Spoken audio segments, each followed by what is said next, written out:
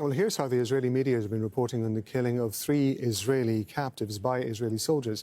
This is what a columnist in the Hebrew language newspaper WIB reported about Prime Minister Benjamin Netanyahu. The truth is simple, it says. The man who was once the great wizard of Israeli politics no longer has his charms. He always needs an outside enemy, an imagined enemy from which the public can be frightened and to ensure salvation. The liberal publication Haaretz has published a scathing editorial saying, quote, one can also not blur what is emerging from the IDF, that's the Israeli Defense Force, the Israeli military, preliminary investigation, which is that there is insufficient discrimination between Hamas fighters and civilians when striking. This time, Israeli hostages tragically paid the price.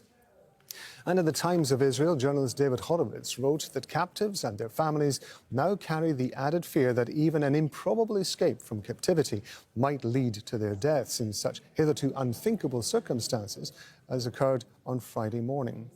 Now, the turning point in Israeli media narrative is coming after the killing of Israeli captives, and it also follows an admission from journalists and activists that Israeli mainstream media are barely showing images of what's happening in Gaza and that journalists are not doing their jobs.